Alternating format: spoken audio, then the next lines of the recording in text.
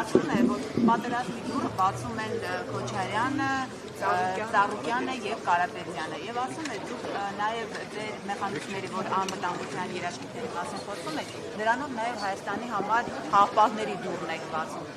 Այսպես դուր հաղթողներ բերելու դուրն եք բացում։ Եվ ասում է նաեւ, որ չի կարելի նույն փոստի վրա երկու անգամ կանգնել եւ պետք է կանգնողներին մերժել ընդմիշտ։ Հիմա ուզում եմ դուք արձագանքեք, նախ դուրն եք բացում պատերազմի եւ երբ որ խոսում եք Բայց ես ամբիոնից բավական մանրամասնորեն անդրադարձ ունեցել եմ այդ հարցին։ Ընդհանրապես մարդ, ով երկրի գլխին 3 պատերազմ է բերել, իրավունք չունի խաղաղություն բառը օգտագործել։ Այդ մարդը չի հասկանում ինչ է խաղաղություն, ոչ չի հասկանում։ Իր համար խաղաղությունը դա Իլհամ Ալիևի բարի վերաբերմունքն է իր նկատմամբ։ Բայց դա իր համար համապարփակ, այսպես ասենք, խաղաղությունն է։ Հայաստանի Հանրապետության համար լրիվ ուրիշ է պետք։ Երաշխավորված արժանապատիվ խաղաղություն եւ մենք դա ի վիճակի ենք ապահովել։ Սրանով ավարտենք։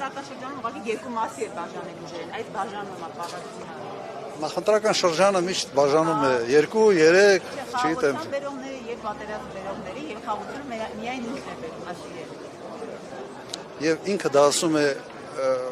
մեկ մարդու անընտալով, որի նախագահության ժամանակ չի եղել նույնիսկ քիչ թե շատ, sense նույնիսկ միջին չափի սահմանային, այսպես ասած, միջադեպ չի եղել։ Ընդհանրապես չի եղել։